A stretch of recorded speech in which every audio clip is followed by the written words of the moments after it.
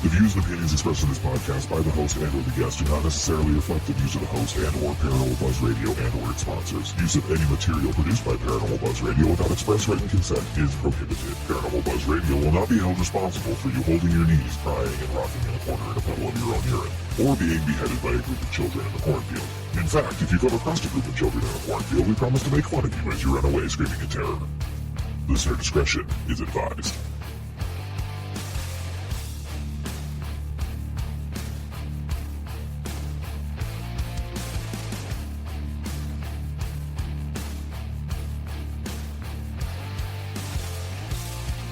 You're listening to RAP Paranormal and Friends with your hosts, Kim Purvis and Allison Robinson.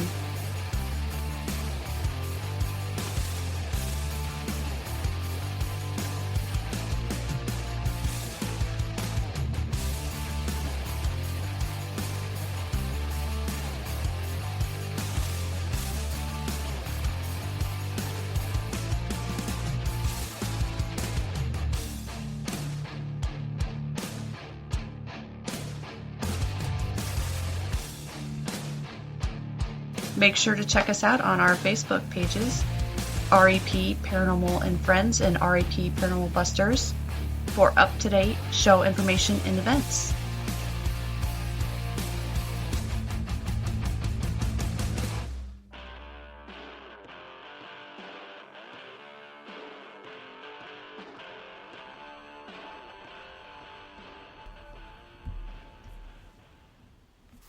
Hey everyone, welcome to another night of RAP Paranormal and Friends. Kim is out tonight, so it'll be just me, Allison. Tonight with our special guest, we have Jeremy from the Infinite Rabbit Hole podcast. So please welcome Jeremy to the show. Welcome. Hey, thanks for having me. Oh yeah, absolutely. Now, I know that you have your own podcast. You talk about all kinds of weird topics on that show. What got you interested in podcasting to begin with? Well, the interest in podcasting is actually a pretty sad story. Oh, no. So we're going to get into the fuels real quick. That's fine. Well, I did 8 years active duty Navy. Okay, thank you for your and service. I just got out. Hey, thanks for your support. Yeah, absolutely. Little less than 2 years ago, I was medically retired, and that was due to witnessing an event, a pretty brutal event, which sent me down a spot. Actually, it was bad. I don't want to get too deep into exactly, what went on, but I mean, the worst of the worst came out, and things almost got a lot uglier than they did. So basically, I'm talking to my mental health specialist, and he's like, "You need to find something to do." Mm-hmm. And I just kind of kicking around some ideas with him, and he goes, "Do you want to write a book? You ever thought about writing a book?" Mm-hmm. And I was like, I have." Mm-hmm. I said, "But I have this interest." Mm-hmm. And I said, "But I feel like the pool is too populated when it comes to books, and this stuff, and stepping into it for the first time at this point, and I'm like, I don't think I can make a splash." So I was playing a video game with one of my buddies, and my gamer tag is wood booger, and he goes, but I got to know what's a wood booger, and I'm like, well, it's a southern Appalachian Bigfoot, and he's like, you don't believe in that, and I was like, I sure do, yeah, and so we kind of got into the story there of how I got into the whole topic of the strange and unknown, which I'm sure on podcasting. We kind of just chatted a little bit, and I talked about a book and how potentially wanting to do a podcast, and I've actually tried to start a podcast with a couple of other friends of mine in the past, and it just never came to fruition. Nobody followed through with it until my buddy Jake kind of pushed me. He was like, "Hey, let's do this. Let's do this week after week." And I'm like, I've fallen for this before. I'm on to you. And he kept being persistent. And I finally said, "All right, let's do it." And we sat down and we did the hardest thing that you're ever going to do with a podcast. And we tried to come up with a name. Right. Yeah, it is. Absolutely. And we had some terrible names, let me tell you. And honestly, I had to convince him that Infinite Rabbit Hole was a good name. He didn't like it at first. And I was like, yeah, man, it literally covers everything we want to talk about. Exactly. Well, originally we were only going to do a Bigfoot podcast. Okay. And that kind of went to the side. I don't know if you know too much about the show, but we kind of dive into literally anything you do. Unknown, mysterious. I've been binge listening, yes. Yeah. Have you? Thank you. Appreciate that. Yeah, absolutely. And yeah, that's kind of how the whole podcasting thing started. It was a mental health therapy. We'll go with that. And it just kind of turned into something that became actually pretty successful. Right. We've done some pretty cool stuff. Other people come on, maybe those are. We do guests every once in a while. It's not something we haven't done it in a while. Not necessarily because we won't. It's just we don't really put it out there. If someone approaches us and is like, "Hey, I'd like to come on your show and talk about this," as long as they have something good to talk about and we can spark a conversation, by all means, let's do it. Right. But to answer your first question, they can't get too mad at me for this, but yes, I do 99% of the dang work on this podcast, and they can't say nothing about it. I do too. I do too. But yeah, so I currently do it with my best friend Jake, a good buddy of ours, Jeff, and another good buddy of ours, CJ. Yes, and actually, Jake was a fellow sailor with me. We were in the Navy. Well, props to him too. And we actually met. Yeah, he's a good guy. He does cool things. Right. So he's Jake. Yeah, if you ever met Jake, you'll know what I'm talking about. But we met CJ and Jeff through podcasting. Okay. And we kind of I don't know, it just really took off. We became pretty good friends, and we bag on each other. The old format of the Infinite Rabbit Hole, we got pretty we say some things to each other, and honestly, we've had some negative reviews for it. People are like, well, these guys are just straight and into each other. Yeah. But we love each other. Like we're really good friends, and that's just kind of the character of the show. Right. Yeah, absolutely. And that's kind of, you want the different dynamics, in my opinion, because if you all agree on the same thing, what's there to make of a show? Me and Kim don't agree on everything that we do on the show, or our guests or whatever. And that's kind of what makes it interesting, in my opinion. You want to have those different points of views. And that's what we base the Infinite Rabbit Hole off of. I grew up, we'll get into why, but I really love the unknown, especially when it came to monsters. Monsters are my thing. I just really, really love creatures. And my buddy Jake, he's a diehard Christian.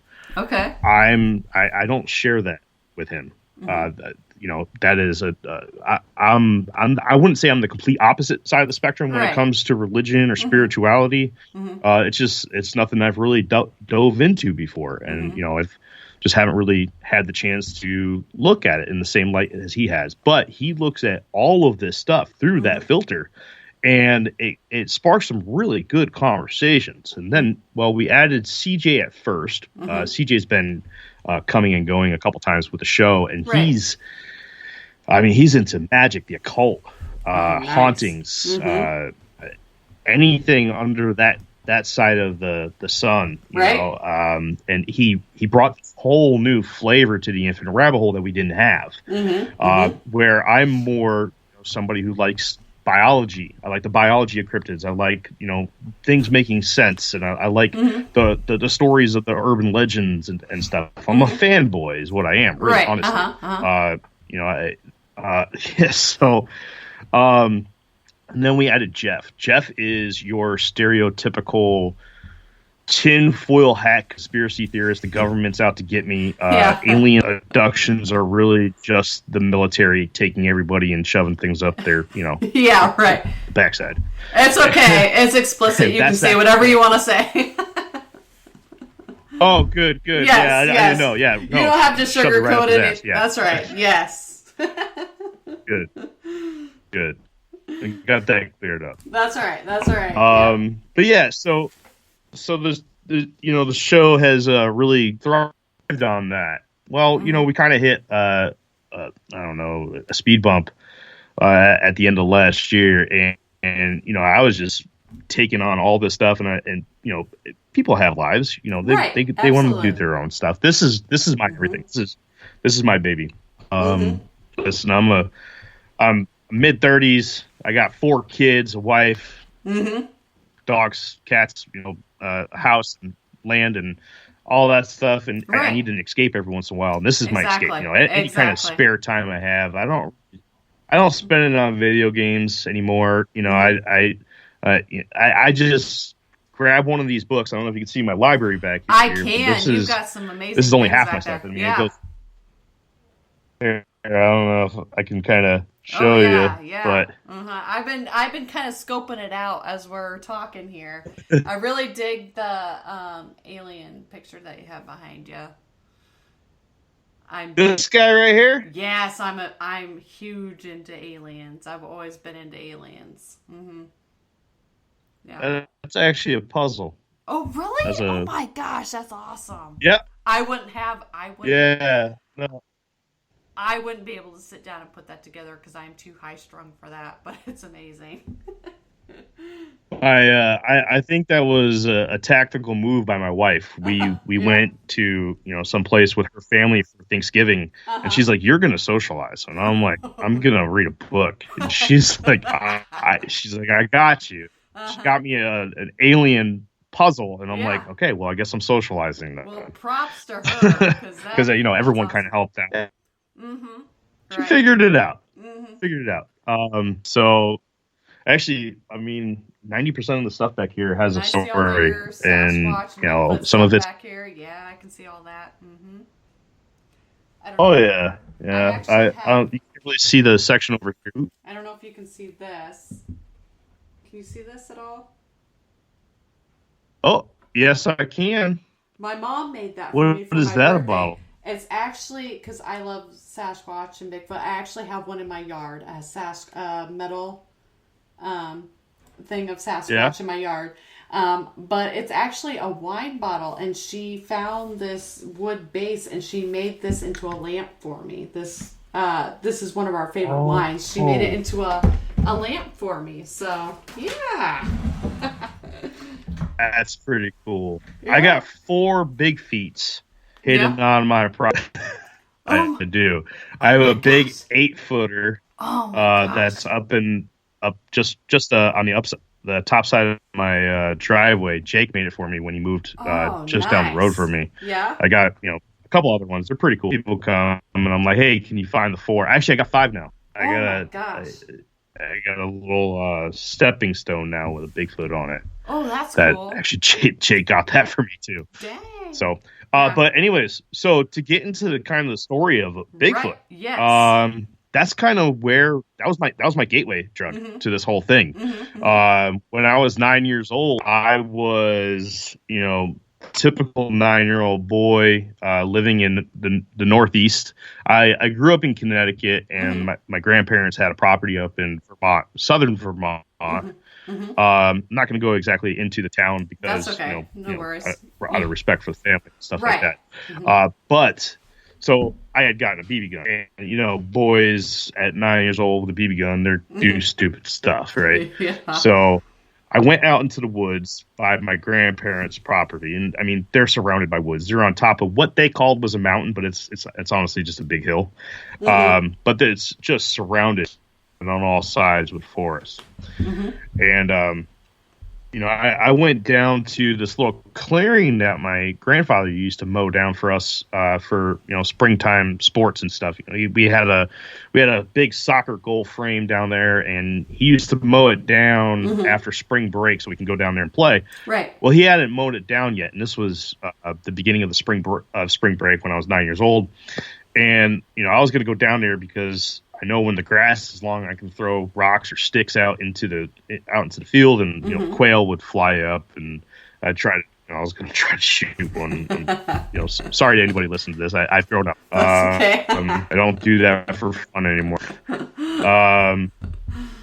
And so I just got there, and I noticed that there was a doe sitting out in the middle of the field. Well, my dumbass was gonna shoot the doe in the butt, and so I lifted it up, and I had the sweet new scope on it. Yeah. And I brought it to my eye. I just put my crosshairs on her thigh, and she was gone. And so I thought the shoot just like kind of moved, so I kind of moved with it, and then I brought my gun down, and sure enough, the craziest thing I've ever seen in my life, there was this two-legged hairy creature, man thing, walking away with this deer over its shoulder. Oh, wow. So this thing must have ran out there, snatched it, or maybe it was in the tall grass laid down. I don't know. I didn't notice that thing was there. I had no idea. But this thing has got this deer over his shoulder or her shoulder. I don't know. Right. And deer's screaming. It's doing this god awful screech sound. It's just or like a belting, I think is the name of the term that you would use for that noise.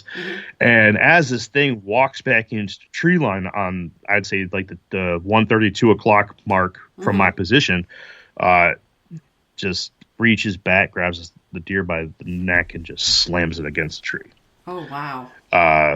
And then just walks right off into the woods. And honestly, at 9 years old, I didn't know anything about Bigfoot. I never saw Harry and the Hendersons, or it wasn't even on my radar. My 9-year-old mind said this was a werewolf. That's what I thought it was. Yeah. And that because I don't have a way to conceptualize this. Right. So I I pissed myself, and I ran up. I didn't actually piss myself. But I ran up, crying, and telling. I told my dad. My dad was like, "No, you're stupid. Don't say shit like that. Like, you're gonna make people think you're crazy." So I kind of just compartmentalized that for a little while. Right. And it kind of always just sat in the back of my mind, something. And I was like, I don't know, 12, 13, maybe 14 years old, staying home from school sick one day. And, I'm just flipping through the channels, and I land on the Sci-Fi Channel, and I want to say that the Patterson Gimlin film episode of In Search Of was on, and I saw that thing. Dang. That's it right there. That thing. That's the thing. That's it. The thing I saw was skinnier, though. It wasn't as big as Patty was. Right. But, I mean, that's the frame. The frame was a man-shaped creature covered in hair. So, yeah, that kind of just sent me down the rabbit hole of all kinds of weird, strange things. And I kind of hid that side of me for a very long time. Because, in school, you'd be like, I heard the word Sasquatch in the episode. Right. But I couldn't remember the term. So I think I said something like Samaswitch or something like that. Yeah. And people were like, what are you talking about, dude? Right. Like, what are you talking about? I was like, the big, the ape thing, the thing in the woods. And I'm like, Bigfoot? Just say Bigfoot. I'm like, yeah, okay. And, I just kind of shut down. I never really brought it up, but I've been with my wife for 16 years now. We met in high school, and ever since we started dating, she's always known that I've had this corner of me and this side of me that's just so interested in this stuff, books. And, I used to do the real amateur thing by watching like the the stuff on the History Channel and that kind of stuff. And that stuff's really addicting when you first get into this whole world of the unknown. I mean, it's like crack. Right. It is. It is. And I don't know if your listeners do watch that stuff, but I highly recommend books. Some of the best stuff, especially if you want Bigfoot stuff, is in books. Buy anything from Lauren Coleman. Amazing. Is a genius. He is. Yeah, absolutely. Have you? Yes, actually, at I went to a Paracon in Minnesota, way up almost on the Canadian border a few years ago. Kim and I went there and we met him. My daughter is big into Bigfoot. But the funny thing is that I remember him about is he saw Kim. She's 4'11". At the time she had kind of reddish hair and was wearing a green sweatshirt. So he's like, you know what? I'm just going to call you Leprechaun. But he was great. He had so much knowledge. It was amazing to talk to him. And if anybody could do that and sit down and talk to him, he is an absolute gem to talk about, especially about Sasquatch, because he knows everything and anything about that subject. Mm-hmm. Yeah. Yeah. Well, I do another show. I'm a part-time co-host on another show under the On Wednesdays We Talk Weird umbrella called Beast and Beyond that I do with Ashley Hill, or as her podcasting name's Ashers. Very intelligent, very smart woman. Absolutely a pleasure to work with on many accounts. She guested on the Infinite Rabbit Hole for our Injured Cold series that absolutely took off. That was our break moment. That was our breaking moment. That was when Infinite Rabbit Hole met the world. And, it partly in thanks to Asher's. I mean, she really put us out there. But on her main show on Wednesdays We Talk Weird, she has a co-host. Her name's Kenzie Gleason. And she actually worked at the museum for Lauren Coleman for a little while. Very nice. Nice. Yeah, that's cool. Yeah, pretty cool stuff. So yeah, I really just kind of took off into the monster thing because honestly, if I saw something that I'm told by everybody that it doesn't exist, right? Who am I to go to somebody else and say the thing that you say that you saw doesn't exist? Right, exactly. Because that's what people tell me, and personally, I hate it. I absolutely hate when people do that. I'm an open-minded person. I like to make it make sense, so I'm gonna ask digging questions and get really in there to understand things. Because to me, to help you with some different shows, I've been really diving into some of the other sides of the mystery game because Jake has actually kind of taken an interest in cryptids. So I've kind of backed off of that a little bit. I'm still the cryptid king in a rabbit hole, but I'll let him have his scraps. Let him have his glory for a little bit, right? Yeah, I like I've been really getting into the psychological stuff. I did an episode on split brains just a little while ago, and that stuff absolutely blew my mind. Do you know anything about that? I do not. I have not gotten to that episode yet. So just a quick synopsis. Right. So basically the theory is, and there's a lot of research done, by all means, if you ever get a chance to go check out the Infinite Rabbit Hole, it's a great episode. I love this episode. Basically there is a membrane that connects your left hemisphere to your right hemisphere. Forgive me, I can't think of the name of it.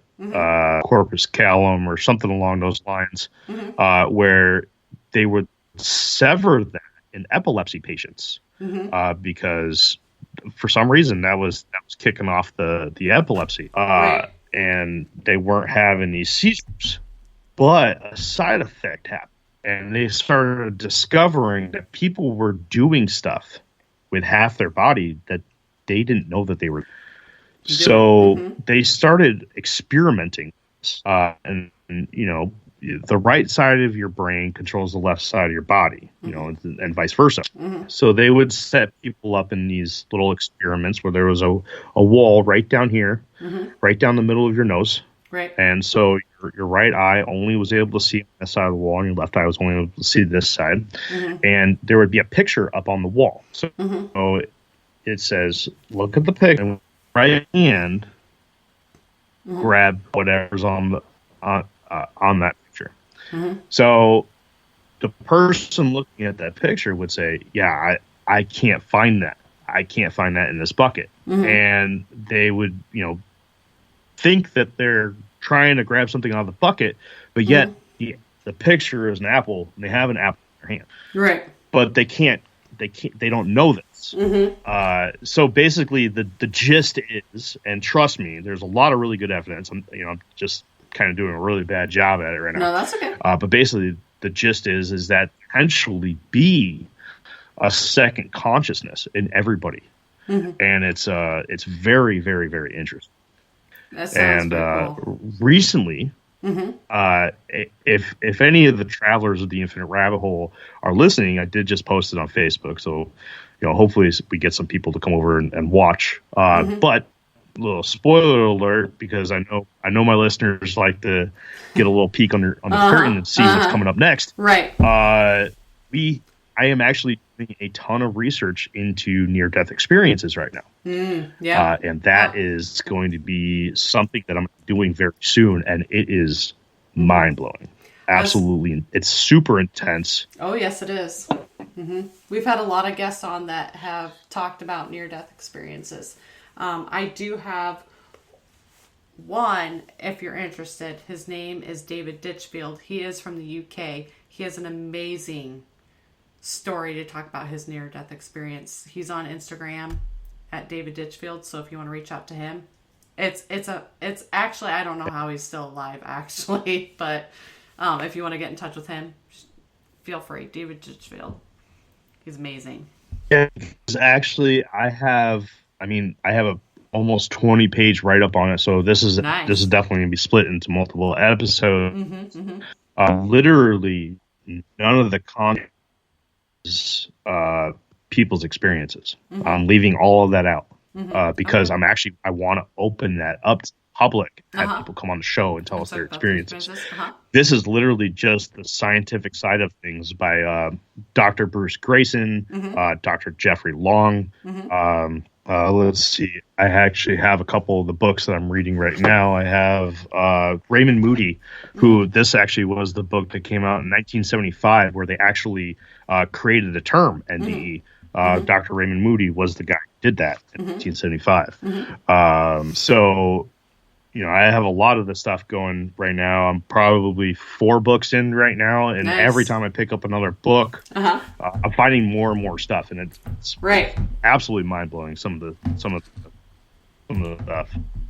Now, have you looked into like a shared death experience? So one of the I want to say it was in Jeffrey Long's book. Gosh, what was the name of that book? Anyways, the author is Jeffrey Long, and he does talk about patients' experiences where his girlfriend and her son were in a car accident, and she passed away, and the son was on life support. So the experiencer of the shared death experience went to the kid's bedside, and I don't know if he fell asleep, what the case was, but he ended up going with the kid to the tunnel or the barrier. There's these 12 characteristics that Dr. Jeff Long points out about certain things, and they don't show up in every single one of them. Like not every single NDE has all of these 12 points, but every single NDE has at least one. And one of them is a barrier where, you know, there's a warning saying, hey, if you cross this barrier, if you go through this white light, if you go to over the fence of this garden, if you go past that bush, if you go past me, that's it. You will not go back. And he actually brought the kid to that barrier, which was his mother waiting for him. Nice. And when he woke up, the kid was going through the throes of death, and he was able to have that experience with him. And that is pretty neat stuff. It is. It's intense. We've had a couple guests with that as well. Now, when you're talking about that you're going through researching all this near-death experience. Now, have you come across anybody who has had a different experience than just coming across, like the white light, the tunnel, come follow me? Has anything been different in your research so far than that? So I'm reading a book from Dr. Bruce Grayson right now, and he's the one that established the famed Grayson scale, which kind of depicts the strength of your NDE. And I'm not going to get into all of that, but he does have a chapter later on the book. I want to say it's like chapter 15 or 16, and it's called Heaven and Hell, or Heaven or Hell. And it kind of talks about, because book after book after book of NDEs are all about positive experiences. Right. And he does say that there is a sliver of people who experience NDEs that have a very negative experience. I've come across that too. The phenomenon here is that the majority of the people that still have negative experiences, come out of it positive. Right. With a positive attitude, like I need to fix my shit. Right. I need to get a hold of this. And even those that have a negative experience seem, and this isn't for everybody, this is just the majority of his patients, his pool of patients, come out of it still not afraid of death. And that's a phenomenon that's seen throughout all of the near-death experiencers out there. And it's very, very common is that when they do have this, they have this newfound fearless attitude towards death. No longer fearing it, understanding life a lot more, living a little bit, not just better as a person, but with their quality of their personal lives. Like, you know what? I will go jump out of that plane and parachute, it's like, I wasn't going to do that because I was afraid to die, but now I'm not. So let's fucking go. Yeah, that's right. That's right. I mean, we've talked about that a lot on our show with near-death experiences, and we've had so many with different, things that have happened to them during their experiences, but some of them have actually come out with whole different, almost like one is now artistic and has composed music for theatrical things, which they would have never done prior to that. Have you noticed anything like that so far in your research where somebody has come out with something totally different that they weren't normally doing before? So, yes. But there's a caveat to that. And it seems, and this is just from the researchers that I have done my research through. Right. It seems that those specifically come from head trauma patients. And it is a weird phenomenon, even with people who don't have NDEs that have head traumas. And it's not all the time. It's actually a very, very slim margin of people that this weird thing happens where they come out being able to, they're English speaking and they come out speaking fluent Russian, or, understanding languages that they've never heard before, or like you said, playing a piano or doing something artistically that they've never done before. Yes, it has come up in my NDE research. I'm actually leaving it out of my research because when I go through and I do research on a subject, I have notepads upon notepads next to me at all times. Like this is my stack of notepads. These are all things as I'm researching, writing down. It's just when I'm researching something such as NDEs, I'm writing down other ideas, and one of them is that weird thing where people get these newfound skills. And that is something that I will eventually have. I mean, just a Word document, triple column Word document. I have 12 size Time Roman font, triple column Word document. I have about 6 pages worth of topics still that I have not covered. So the infinite rabbit hole is not going anywhere for a long time. That's why it's called infinite, right? Right. You go on and on and on and on and on. That list grows every day. Yeah, absolutely. Now, besides near-death experiences, you've talked about Sasquatch, but I mean, you have done a whole bunch of other topics, like we kind of touched on Indrid Cold a little bit, but UFOs, you had like those hikers, like that were, something was happening. I started listening to it and then a patient walked in, so I couldn't listen to it all. But they were out like hiking and something happened to them. I got cut off, so I couldn't listen to the rest of that one. But you had several different ones about different hikers. So what you're referring to is our National Park Mystery Series. Yes, that's it. It's actually a defunct series. We haven't done it in a very long time. Yeah. And that's strongly based off of the Missing 411 phenomenon and the K-Man project by David Paulides. David Paulides is an ex-cop slash Bigfoot researcher who was approached. I can't remember. Forgive me, anybody who's listening who's probably shouting at the top of their lungs right now. I can't remember the national park that he was in, but he was approached by a worker and said, "Hey, have as a detective, have you ever looked into the missing people phenomenon in national parks?" And he's like, "No, I haven't." And he started looking into it. And I mean, I have, I don't know, 10 different Missing 411 books over here. Oh, wow. So eventually we're going to kick it back off. And that's probably the most requested topic to come back. But we want to do right by it. When we were doing the National Park Mystery Series, that was very, very early in our infancy of Infinite Rabbit Hole. And if you're listening to those episodes, I'm sorry.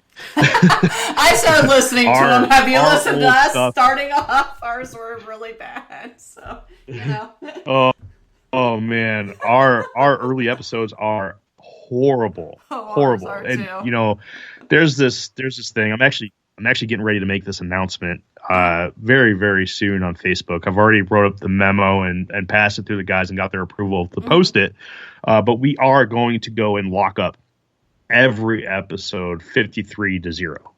Because 54 is basically when the new age of Infinite Rabbit Hole started. Right. That's our American Bigfoot episode that, it's when we're starting to hit our stride and we're starting to get into the intricate details of editing and research and really defining who the Infinite Rabbit Hole is.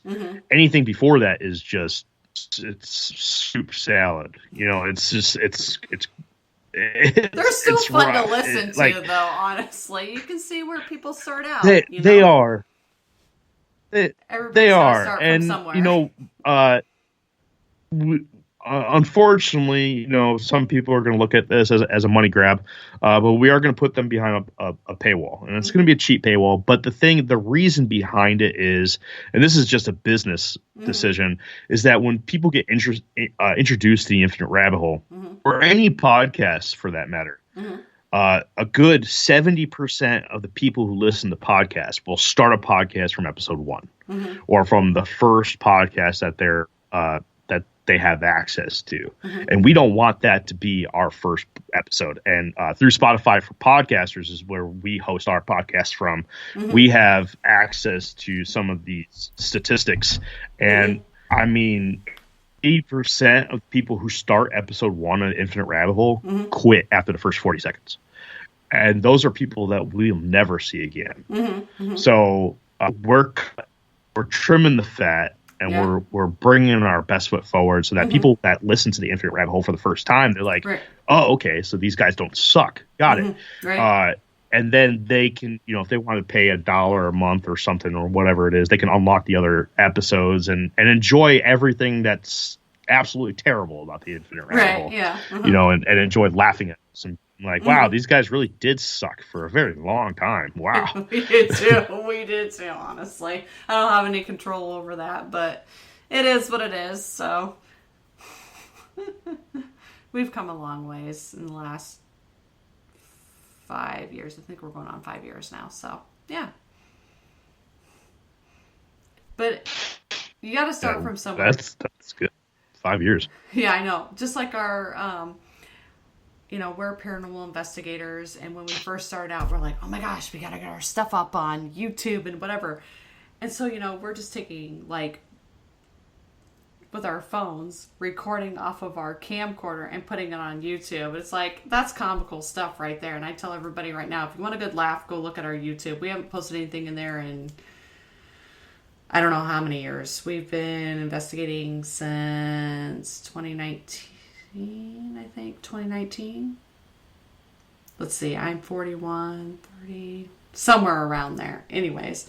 So I just always tell everybody if they want a good laugh, just go look at it. But, we don't ever post anything on there anymore. But it is what it is. And you guys have some very interesting topics because, like I said, I've been kind of binge listening to it while I can at work. And you had the Indrid Cold, which I had kind of briefly talked about that, but nobody that was on our spectrum knew what the hell I was talking about at that point. And that was, I think, 4 years ago, because I've always been into those kind of things. You got the they talked about the Men in Black and things like that, but then you have Indrid Cold, who was on Hellier, I can never say it. They talked about him and how Blacks on his door shortly after he ran into Indrid Cold for the first time, right outside Point Pleasant, West Virginia. Yep. So Asher's actually told Tanya about our series because I'm not going to brag, but I will. Actually, Asher said that we did a really good job on that, and she was super impressed. So she did pass it on to Tanya. Tanya listened to it, and we actually part 5 of our Indrid Cold series, which is I don't know, a couple months after, maybe up to a year after the 4-part series, we had Tanya on the show, and we did an interview with her. And before then, I was chatting with her all the time through Messenger. And stuff. I sent her a T-shirt from the Infinite Rabbit Hole, and yes, unfortunately, she did pass away from complications with MS. Actually, about a year ago now. Right. To be honest, it's right there. But if you go on to Tanya Derenberger's Facebook page, she's wearing an Infinite Rabbit Hole shirt. Cool. And that is such an honor for us to have, like all the guys who put time and effort into the show.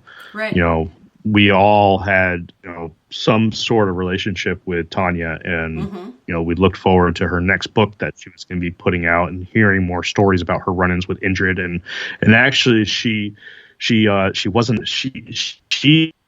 never really had solid communications with Indrid himself face to face, but she has with his children, Connor and Connor. Yes. Yeah. And those are the ones that were making, because they're the new wave of the Colts. Right. They're the ones that are now doing Indrid was doing. Yeah. It's a very interesting story, to say the least. Listening to all that. Now, besides the near-death experience that you have coming out, do you have anything else in the works for your podcast, or any other interesting topics to talk about? Actually, so man, if the travelers are listening tonight, they're in for a treat, because I'm just going to spill everything.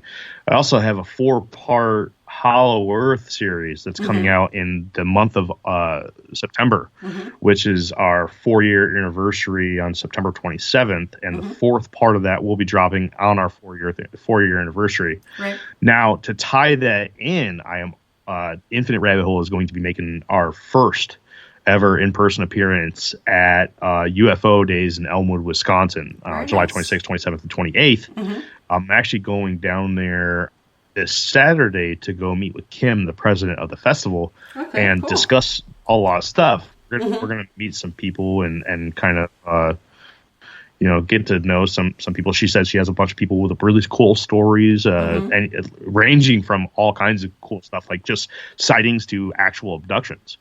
Very cool.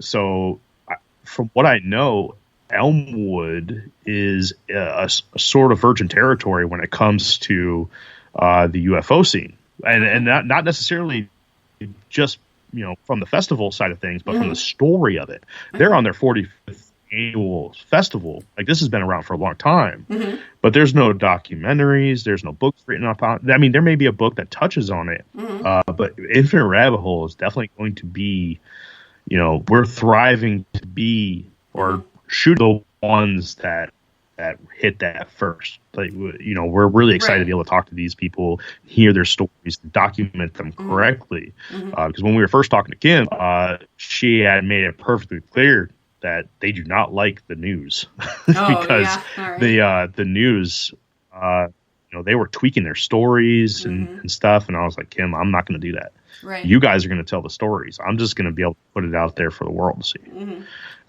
So I'm really, really excited about that. And we're going to I'm going to do a lot of the subject that I'm going to go with after I present it to Amy. Did I say Kim? Yeah, I've been saying Kim. You've been Amy. saying It's not Kim, yeah. Oh, man. She's going to hear this. She'll be like, this guy's a joke.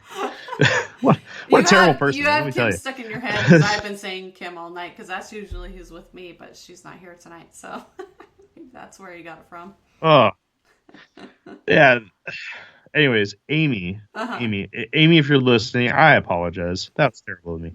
But I'm going to present the idea to Amy that I do an Origins of Flying Saucers special. They're live, being heard for the first time there in Elmwood, and I'm going to tie in flying saucers to the Hollow Earth, Injured Cold, the Carl Higdon abduction, and a couple other small things, especially like the Richard Sharp Shaver Lemuria or Lemuria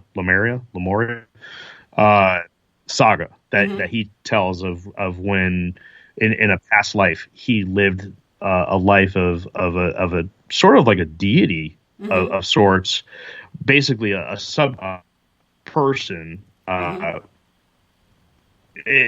It's such a wild story, but without wasting time, if anybody really wants to hear a story that's really far out there, Richard Sharpshaver's Lemuria, or what is it called? Sorry, I'm moving away from my mic. I'm doing the one thing I shouldn't be doing. That's okay. I actually do that sometimes too. It is. I remember Lemuria, the Shaver Mysteries. This is a whole book about basically that he did with David Hatcher Childress. This is actually one of my Pride of Joy books right here. But nice.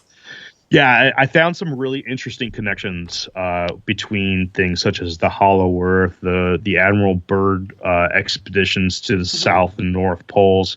A lot of people don't know this, but he actually did go to the North Pole as well as twice to the South Pole. The most famous one being Operation High Jump, Operation High Jump, where he was actually he flew into the Hollow Earth and was the aircraft was taken control of by, believe it or not, he doesn't say it directly, but he does say that the craft have swastikas on it. You're left to believe that they're Nazis from the Hollow Earth, and they even give names to the flying saucers. They call them the Flugelrads.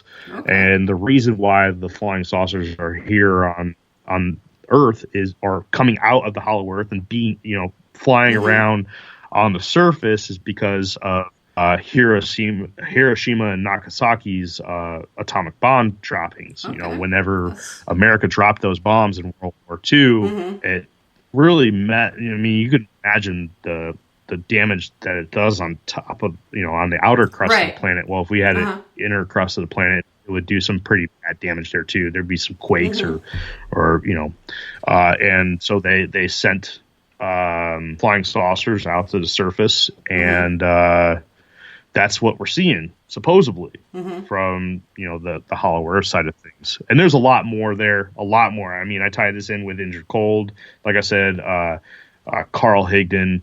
I mean, there's a lot, and I'm really, really excited to be able to present this to people. As long as Amy says it's okay, right? I'm not going to do anything without her blessing. But yeah, very cool. And you said that's going to happen in Wisconsin, right? Yeah, Elmwood, Wisconsin. Okay, it's a little town. About, I think she said it's 800 people. All right, so all of our Wisconsin listeners, make sure you go check that out. So be watching your social media and things for this expo that's going on about kind of UFOs and extraterrestrials and all that kind of jazz, right? Yeah. All right, perfect. Everything. All right, so make sure you check that out because I know we do have some listeners from that area. So go check it out. Go check out Jeremy from the Infinite Rabbit Hole, see what he's got to say about this. Now, before we start wrapping things up, where can people listen to your podcast? Well, I used to think it was everywhere until I looked for it on Spreaker, and we're not on Spreaker. Oh man, okay. Apparently, all right. Yeah, I don't know how we missed that one, but apparently we're not on Spreaker. But anywhere else. We used to do the YouTube thing, but we're not really big into it anymore. We have plans of maybe doing something in the future. But Spotify, Apple Podcasts, Google Podcasts, iHeartRadio, Radio Public. I mean, anywhere you if can listen you to have podcast. a podcast app, everywhere but Spreaker, apparently. Okay. So just search Infinite Rabbit Hole and look for the jackalope jumping through the infinite symbol, and that's us. Right. Now, just know that if you listen to one of the very early episodes, we're going to suck. That's all right. Like I said, everybody's got to start from somewhere. And then you also have a website, right? The infiniterabbothole.com. Do you still have that? Yeah. Okay. We don't. Yeah, we do. We don't do a great job at updating it, though. That's just being honest with you. Who does do a really good job at updating their websites? I started one probably, I don't know how many years ago, and I haven't finished it. So, I mean, it is what it is. But, anybody who has social media can probably find you. You're on Facebook, Twitter. Are you on Instagram? Yeah. I don't know what the handle is. I think it's just Infinite RH Pod, I believe it is. Okay. I'm sure if anybody searches it, they can find you.